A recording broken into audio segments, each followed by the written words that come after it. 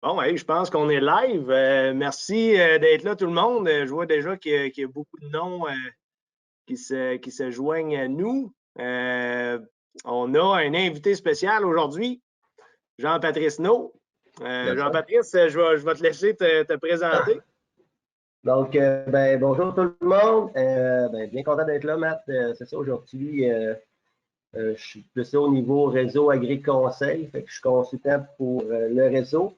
Fait qu'aujourd'hui, on parle, c'est ça, mon utilisation là, d'uniforme agri, disons, de qu'est-ce que j'en fais comme consultant au niveau des fermes laitières. Fait que, je suis bien content, la gang, d'être là. Puis combien de clients tu suis à peu près là, avec Uniforme? Parce que toi, tu utilises la version consultant, là, fait que dans le fond, tu reçois les données de tous tes clients qui ont Uniforme. Combien de clients environ tu suis? J'en ai à peu près 25 au total là, dans mon. En 20 à 25. Là. Il y en a qui ne l'ont pas, que j'ai d'autres choses, mais à peu près ça. OK, OK, c'est bon. Fait que peut-être juste un petit mot avant de commencer, puis de partager les écrans. C'est comme d'habitude, pour ceux qui sont là pour la première fois cette année, là, le webinaire est enregistré. Puis vous allez aussi recevoir là, le lien pour la vidéo courant de la semaine prochaine. Là. Si vous êtes inscrit, vous le recevez automatiquement. Puis ça va aussi être mis disponible sur notre site web. Fait que vous pourrez aller voir ça là, si des fois vous n'avez pas le temps de tout l'écouter. Ou bien non, si vous voulez revoir des points saillants là, dans la présentation, parce que JP m'a montré qu'est-ce qu'il y avait au menu aujourd'hui, puis je pense que vous allez trouver ça drôlement intéressant. Fait on ferme nos caméras, on cache nos facelettes JP, puis on va starter ça. Je vais partager mon écran.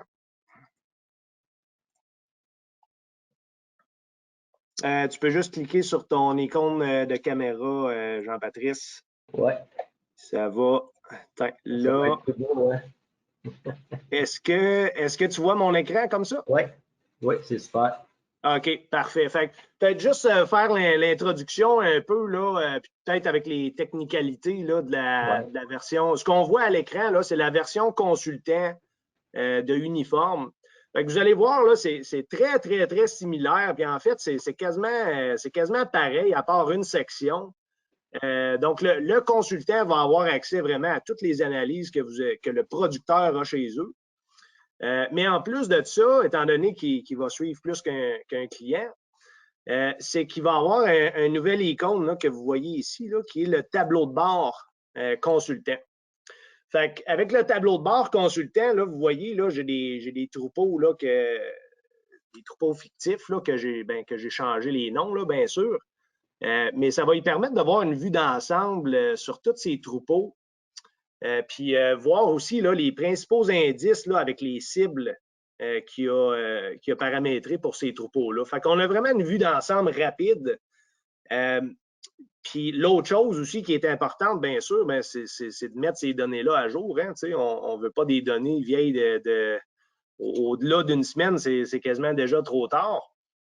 Fait qu'avec ça, on a l'échange sur le cloud. Donc, ça veut dire que tous vos clients qui ont Uniforme, puis qui choisissent, puis ça c'est bien important, là, qui choisissent de partager leurs données avec vous, le consultant, premièrement, il faut qu'ils nous envoient une permission. Là. Il y a un formulaire électronique à remplir là, pour vraiment s'assurer que le client veut faire ça. Puis ensuite, nous autres, sur réception de ça, bien, on va initier le lien avec le cloud qui va envoyer les données du client au consultant à chaque jour. Donc, à chaque jour, là, vous voyez, là, on est capable, là, j'ai fait une capture d'écran ici, là, c'est les troupeaux à Jean-Patrice. Fait qu'on voit, là, avec le cloud, il est capable de télécharger facilement là, n'importe quel troupeau là, qui veut voir comme ça. Ensuite de ça, il y a peut-être aussi la comparaison d'élevage. Ici, quand on clique sur cet onglet-là, là, ça nous permet vraiment de comparer les troupeaux, mais surtout d'avoir une moyenne là, de certains troupeaux ensemble qui sont peut-être plus similaires l'un à l'autre. Fait que, écoute, Jean-Patrice, moi, j'ai le goût de te passer la POC à partir de là. Puis, tu sais, je vais te poser la question peut-être, là, tu sais, quand tu visites un client qui a un uniforme, j'aimerais ça que tu nous montres, là, puis, tu sais, je vais contrôler la souris ici, mais j'aimerais ça que tu nous montres, là, c'est quel genre d'analyse que tu vas regarder pour tes clients.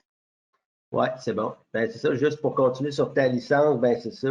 C'est ce qui est le fun, nous autres, en étant consultants, que tu sais, n'importe quelle personne de l'industrie, tu es capable d'avoir tu sais, le dossier de ton client à jour, puis d'avoir toutes ces données, ce qui veut dire autant le vétérinaire, autant le nutritionniste, autant la personne du centre d'insémination ou autre, on a toute la même donnée, puis tout est disponible. Fait que ça, dans l'industrie, je pense que ça fait vraiment une différence. Comme ça, on peut avoir bien des réponses, puis bien de l'ouverture. Mhm. Puis, on peut les downloader au jour le jour. Fait que, si un producteur nous appelle, ça va pas bien ou ci ou ça, ben, on est capable d'aller voir directement, là, de se préparer avant d'aller voir le producteur. C'est bon. Ouais. Fait qu'au jour le jour, ben, tu peux aller cliquer sur, c'est ça, le graphique de production laitière. Oui, oui, dans le fond, pour accéder à ça, on va sur la tête de vache dans production laitière. Puis, graphique de production laitière est ici. Là, je l'avais même déjà généré comme ça. Là. Fait que vous allez finir avec cette analyse-là ici. Là, puis vous voyez, j'ai des filtres là, que je peux paramétrer à droite. Là. Fait que je te laisse aller avec ça, Jean-Patrice. Fait que moi, c'est peut-être pas une chose que j'utilise beaucoup, ce graphique-là, mais aujourd'hui, c'est plus pour vous montrer, parce qu'on va vous montrer c'est quoi les PPS après. Les PPS, c'est ce que je m'occupe beaucoup. Alors, vous avez trois courbes ici. La première courbe, la plus basse, c'est la courbe des premiers veaux. Fait qu'on voit à peu près des vaches là, qui font à peu près un pic de 35 kg. Après ça, on a à peu près un 15 d'augmentation dans nos deuxièmes veaux. Fait qu'on fait plus un pic à peu près à 45 kg. Et puis après ça, on a nos vaches un peu plus matures. Fait que vous voyez directement le pic de nos vaches, là, il se fait à peu près, dans ce cas-ci, à peu près à 35-40 jours. Là. Fait que l'affaire qui est le fun de voir ces courbes-là, c'est qu'on ne sait jamais si elle fait ça à cette courbe ou elle descend trop vite ou elle baisse trop vite, etc. Selon nos courbes. Bon, on a trois courbes, ça paraît bien, là. Je pense que c'est bon. C'est ça qui est le fun, puis on va aller aux prochaines choses, les PPS. C'est là qu'il fait l'analyse de nos courbes de lactation. Donc, Là, PPS, là, c'est si vous voulez vous rendre là, tout simplement aller sur production laitière. C'est disponible avec la licence Gold, là, soit dit en passant, pour les producteurs, mais avec la version consultant, là, c'est disponible là, on a une seule licence consultant, donc c'est disponible dessus. Donc, je vais ici, analyse PPS. Puis peut-être, Jean-Patrice, là, avant de débuter, là, tu peux peut-être juste nous donner une espèce de définition. Là. C'est quoi un PPS? Là? Ben, le PPS, c'est un pic de production standard, ce qui veut dire à mature équivalente, combien de lait ma vache devrait faire. Tu sais. Fait que, à mature équivalente, ce qui veut dire comme étant une troisième veau. Au Puis, pic.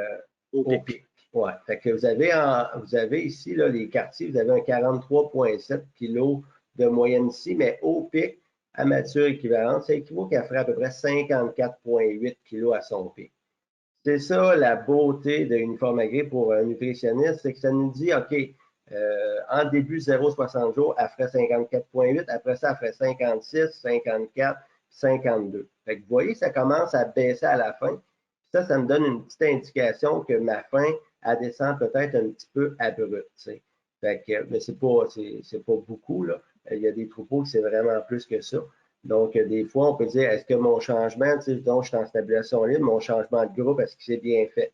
Puis, moi, j'ai beaucoup de fermes que c'est vraiment 0,60 jours. Est-ce que ma transition s'est bien faite? Si j'ai, disons, j'aurais eu un 46 PPS en début de lactation, j'aurais dit, oups, OK, ma transition, puis est-ce que j'ai des problèmes d'acétonémie ou subclinique ou autre? Là. Puis je peux aller filtrer aussi par lactation, là, justement, pour éliminer mes problèmes de transition avec soit mes premières lactations ici. Là, puis si je regarde mes deuxièmes lactations, là, on voit là, vraiment que ça se traduit. On commence fort, mais puis je dirais là, que jusqu'à une centaine de jours, ça va bien, mais après ça, on voit là, tout le potentiel qu'on a perdu ici. Là. Ouais. Fait que tu vois directement une coupe de litres de lait que la fin. Peut-être changement de groupe qui a bien été. Mais revenons juste à la première lactation. Il y a aussi Oui. le poids, je vais vous l'avouer, on a un 55,6 de fin. Fait que on est supposé de reveiller à 55,6, c'est une deuxième veau. Fait qu'on voit ici, c'est un autre indicateur. Tu peux retourner dans un deuxième veau. J'ai 55,6, je vais aller à 61,8 de BPF. Donc, c'est aussi même un questionnement. Est-ce que je drive trop mes vaches en début de lactation? Là, puis après ça, ils ne maintiennent pas. Ça aussi, c'est un questionnement. Puis tu vois, le deuxième veau, on finit à 53,5 de PPS. Ça, c'est de voir nos troisième veaux, parenthèse de kilos de lait qu'on a. Tu vois, on va aller à 51,9. Le whoops, on voit qu'on commence beaucoup moins fort. Fait que tu vois ma transition. Est-ce que mes cotes de chair, j'en ai manqué. On a vu peut-être qu'on les drivait, mais c'est encore hypothétique, c'est d'aller les voir aussi les vaches. Mais tu vois, on commence un petit peu moins fort. C'est ça d'un côté, moi je pense nutritionniste, côté même producteur laitier, c'est incroyable comment est-ce qu'on va avoir de l'information, puis de voir comment est-ce que nos courbes de lait, si on les respecte, puis comment est-ce que le troupeau il va bien. Puis, tu sais, on le dira jamais assez, tu sais, les PPS sont là vraiment pour mettre le relief sur la régie du troupeau et non pas sur l'animal en tant que tel, parce qu'on les met tous sur un même pied d'égalité, tu sais, qu'ils soient en première ou en septième lactation, le pic corrigé vient vraiment les ramener à maturité, là, environ en troisième lactation. Là. Fait que on compare vraiment des pommes avec des pommes. Fait que ça, c'est bien intéressant. Fait que ça nous donne un petit peu le style au niveau de qu'est-ce qu'on peut avoir comme analyse, puis qu'on peut faire directement de la maison, avant d'aller voir peut-être un producteur si on est un nutritionniste. Fait que ça, c'est vraiment intéressant. Puis ceux qu'on n'a pas expliqué, là, mais tu sais, le petit triangle, c'est en fait compte la production laitière des vaches, puis le petit rond bleu, c'est son PPS de chacune des vaches. Vous voyez, double point, c'est chacune des vaches a un PPS, puis chacune des vaches a une production laitière. Oui, je peux les filtrer aussi ou les afficher les deux en même temps. Ouais. Fait que c'est ça au niveau du PPS, Matt. Good. Autre chose. Oui, bien là, si vous comprenez PPS, 0,60 jours, 60, 120, 120, 200, 200 et plus, bien, ça nous donne vraiment une courbe par mois, comment est-ce que nos vélages ont été, puis si nos transitions, etc., nos changements vont bien. Fait que j'irai mettre dans ma comparaison d'élevage. Oui, ça, vous allez dans la tête de vache, section économique et comparaison d'élevage. Je peux peut-être juste expliquer le technique en arrière de ça. Là. Donc, comparaison d'élevage, en fait, là, ça vous permet, il y a deux volets à ça. Là. Donc, le volet qu'on voit là présentement, ça vous permet de comparer votre troupeau avec les troupeaux qui ont existants, qui ont uniforme. Puis c'est bien sûr, si vous voulez partager vos données anonymement avec les autres clients, il n'y a jamais aucun nom de ferme qui va être mis là-dessus. Là. Donc, on voit là, à chaque mois, on est capable d'avoir un benchmark de ce qu'on fait chez nous avec tous ces indices-là, puis de pouvoir aussi se comparer avec des critères spécifiques de nos comparatifs. Fait que si je vais dans la tri, je suis capable de dire, ben regarde, moi, là, je veux me comparer avec des fermes canadiennes du Québec dans ce cas-là, avec de la Holstein, puis qui ont plus ou moins 10 du nombre de vaches que j'ai chez nous. Fait que là, on compare vraiment des pommes avec des pommes. Le deuxième volet, puis c'est ce que Jean-Patrice va nous montrer, là, c'est ce graphique-là ici. Fait que vas-y, Jean-Patrice, explique-nous ce que tu fais avec ça. Bien, ce graphique-là, c'est ça nous donne un graphique. Les mois passés, vous allez en bas, c'est la table de 2019 à 2022. Là, en ce moment, on a le graphique des nombres de vaches, nombre de génisses. On voit que c'est un troupeau là, qui est assez constant. Mais tu sais, les points, moi, je regarde, on vient de parler du PPS. Donc, tu peux aller dans le PPS en bas. Oui. Ou à moins que tu aies d'autres choses avant que tu voudrais montrer. Là, mais, Non, c'est correct. Regarde, on va. Regarde, je clique mes 4 zones de PPS. Donc, vous comprenez, là, j'ai mes 0,60 jours en jaune, 60, 120 en vert, en rose, j'ai 121, 200, puis 200 et plus en, c'est quoi, c'est en gris? Ouais. Tu peux peut-être désélectionner le 60, 120 puis le 200 juste pour montrer le 0,60 jours. Ça, c'est les PPS disons, d'un client. Comment est-ce que comment est-ce que ces vélages ont été? Sont 0,60 jours durant les 2 dernières années. Les 3 dernières années. Les 3 dernières années. Puis on voit comment est-ce que ça monte, ça descend durant l'année. Puis l'affaire qui est le fun, c'est qu'on peut rajouter aussi des événements. Donc, ici, on a un là, mauvais vélage. On voit qu'on a eu beaucoup de mauvais vélage en juillet 2020. Mais regardez les vaches, comment est-ce qu'ils ont baissé 0,60 jours. Le gars, il l'a marqué, puis ça a été tout de suite après. Là. Puis après ça, on a d'autres choses. On a un achat d'un time, on va avoir la nutrition modifiée, changement de silo. Changement de silo, on voit qu'encore là, qu'on a baissé. Fait que, des fois, ce n'est pas la faute du nutritionniste, c'est juste que peut-être que la digestibilité ou la protéine ou autre, peut-être qu'on était en manque. C'est intéressant aussi avec, avec le heat time ou peu importe le système là, de détection d'activité. Vous voyez, là, ici, on le voit carrément. Là, on a notre taux de saillie, là, puis regardez, là, directement à l'achat du heat time, là, regardez le taux de saillie, comment ça a augmenté. Là. Ouais, ça fait que c'est vraiment un bon point. Ça, le heat time, c'est vraiment le fun à voir. Moi, je trouve que c'est vraiment excellent pour les producteurs. Ça monte.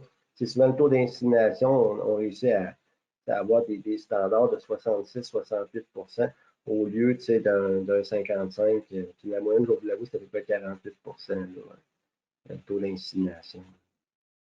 C'est bon. Fait que c'est ça. C'est ça au niveau du.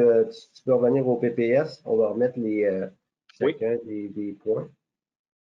Puis c'est ça.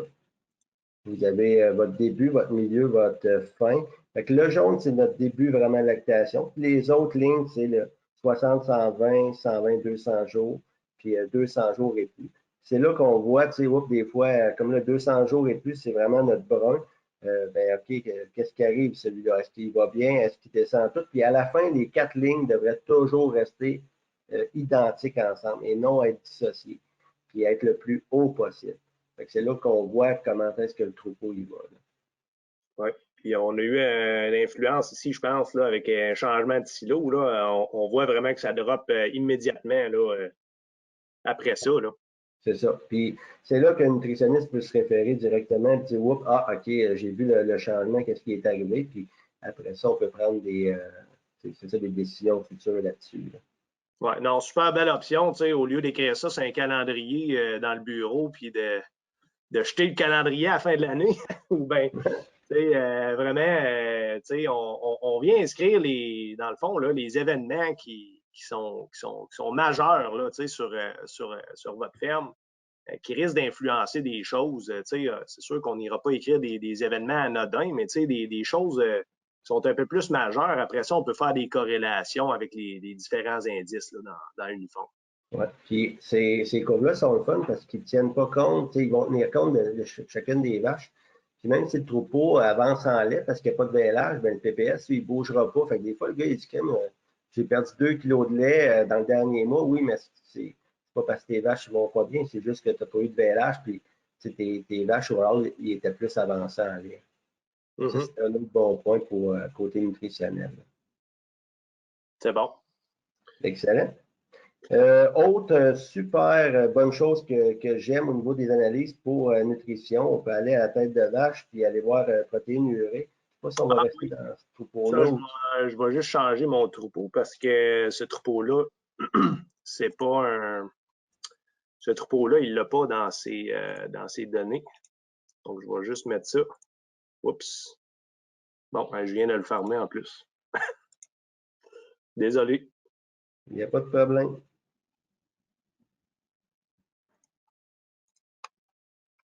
C'est ça qui est le fun dans le live. Ben oui, vraiment. Attendez-nous une seconde. Ouais. Je suis en train de le réouvrir, là.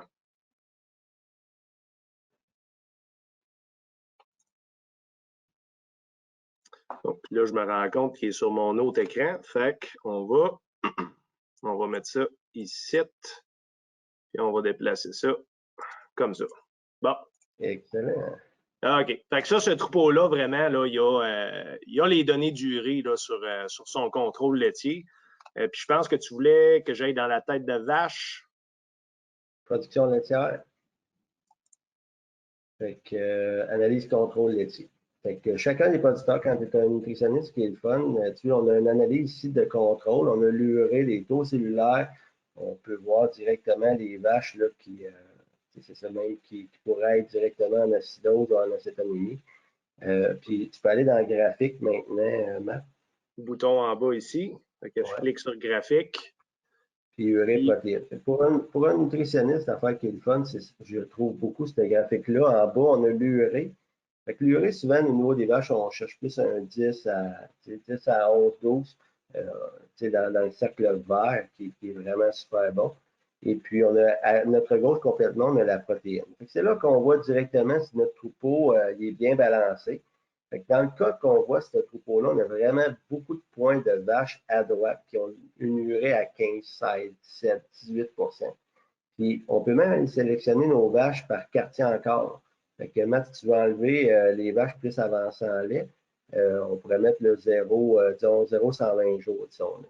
0 120 jours, Fait qu'on a la plupart de nos vaches qui sont à la CI ou début de VLH sont vraiment à droite. Donc, c'est extrêmement beaucoup d'urée. Fait qu'autant pour le nutritionniste, puis au niveau de la reproduction, on va peut-être avoir des vaches qui vont avoir peut-être un peu plus de problèmes niveau reproduction là-dessus. Ils sont vraiment dans les quartiers à droite. Puis après ça, tu peux aller me cliquer l'autre onglet qu'on avait été voir dans la tête de vache pour un petit peu l'explication. Excuse, tu veux que j'aille dans la tête de vache et... Prévision de lait.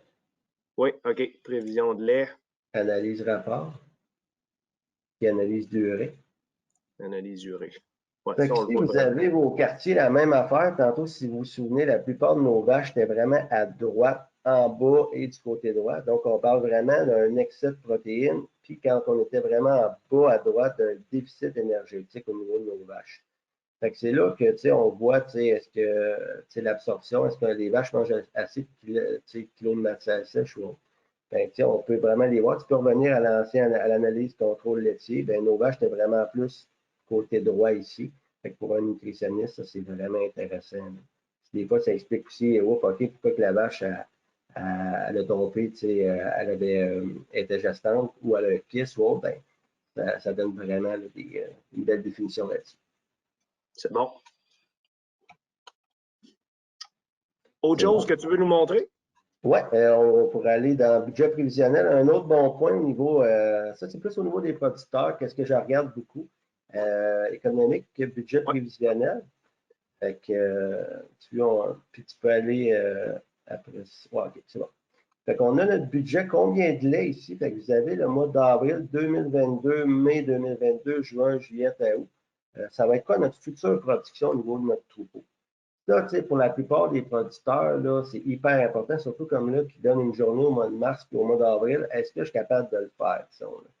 Fait que, tu sais, un producteur comme lui, je ne sais pas si tu vas retourner dans l'ancien troupeau, Matt. Ah oui, oui, c'est vrai. Excuse, j'ai oublié de rechanger de troupeau.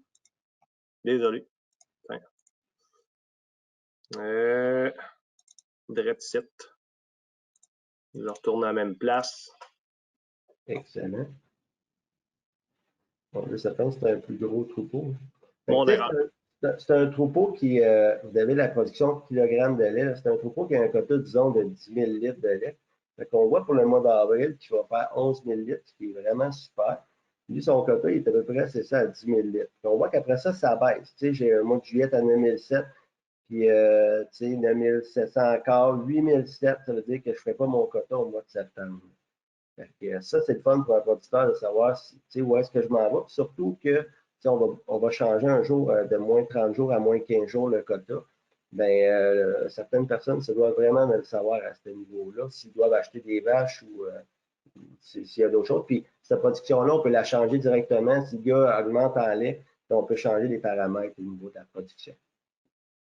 Puis après ça, Matt, tu peux me montrer la planification de VLH juste pour expliquer pourquoi qu'au mois de septembre, disons, on baisse à 8700.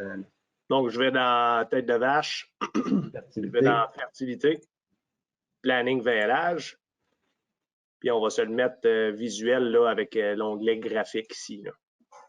Fait que, là, vous avez les prochains VLH, les prochains mois.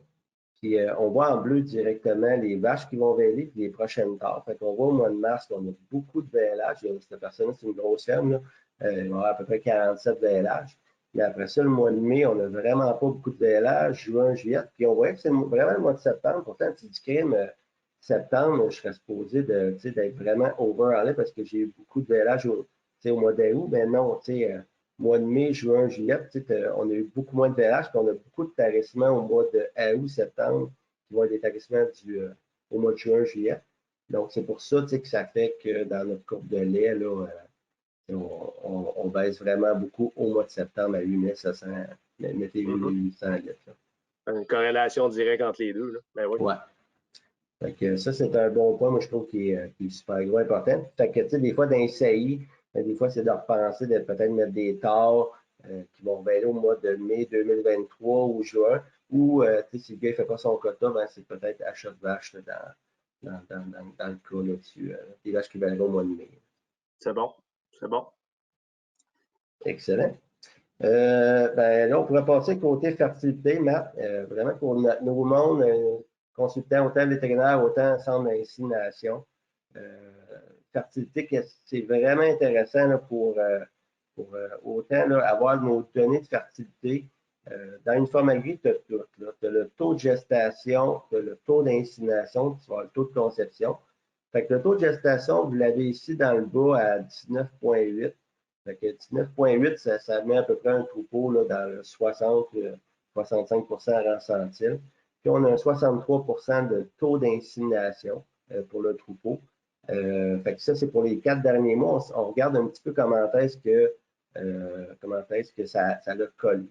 Ça, j'ai fait ce réglage-là. Là, vous voyez dans le haut, là, on voit c'est du 1er octobre à aujourd'hui.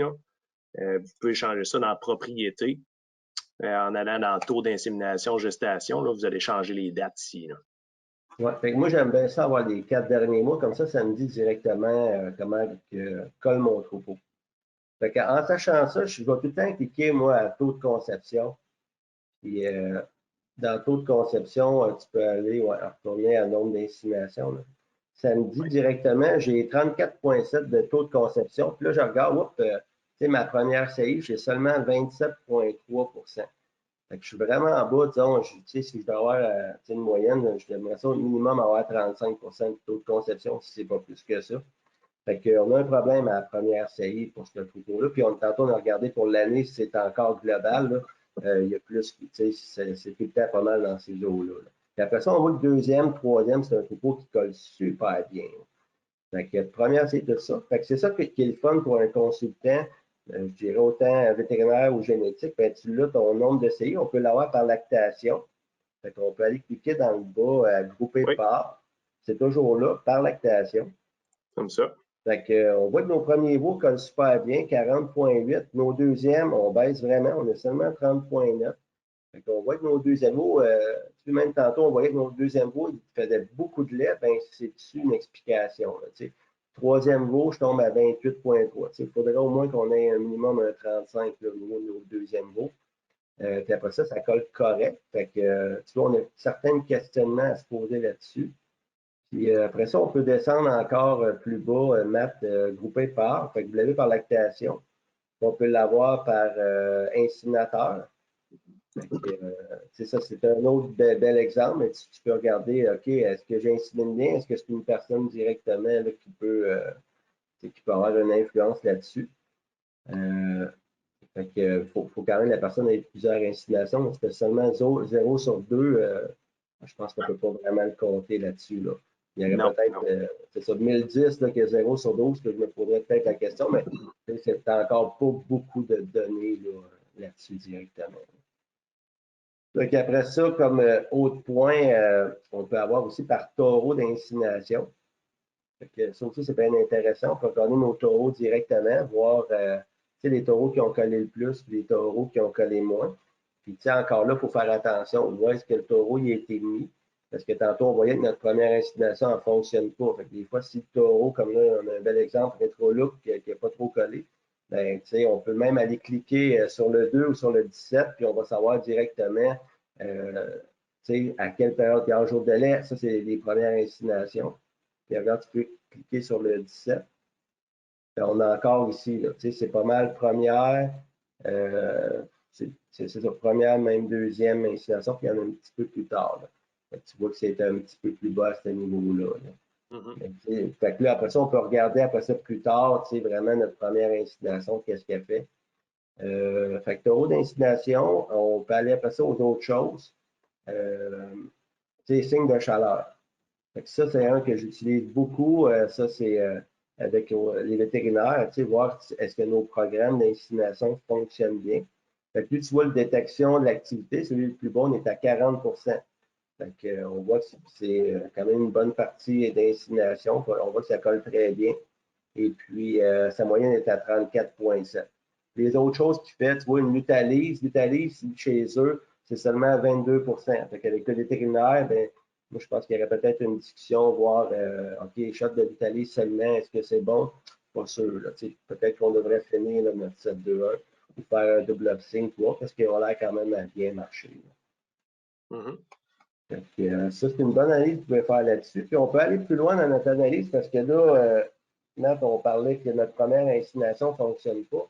Oui. On peut aller dans l'analyse dans ta tête de vache. Puis, analyse des inséminations. Oui, on peut aller voir la première insémination, quand est-ce qu'elle se fait, pourquoi qu'elle se fait. Je pense que ça va nous donner des réponses. Ça, c'est notre première insémination. Fait que regardez les points des vaches, puis en rouge, c'est les vaches qui n'ont pas collé. Quand est-ce que la personne commence à inséminer ce troupeau-là?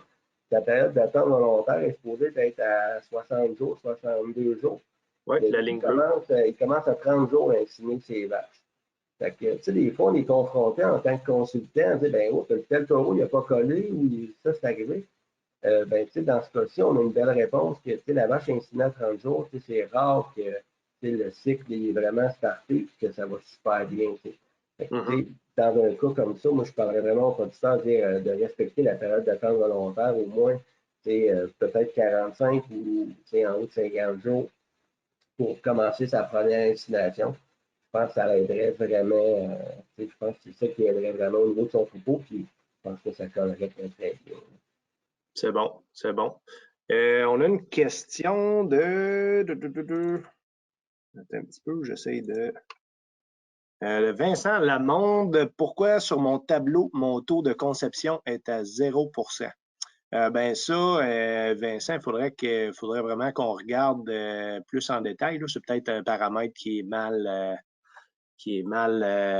paramétré. Écoute, on peut te contacter ou ben tu nous contactes là, sur le support, là, puis on va regarder ça avec toi. Oui, parce qu'habituellement, quand tu cliques sur un taux de conception, là, si tu es sur un an, c'est sûr que tu as des vaches qui sont collées, tu vas avoir un pourcentage de conception. Good. Ben, écoute, on est déjà rendu à la fin du webinaire. On a même dépassé un peu, là. Est-ce qu'il y a des questions pour Jean-Patrice à ce point-ci? Vous pouvez prendre vos micros, vous pouvez prendre votre clavier, là, c'est le temps de les poser.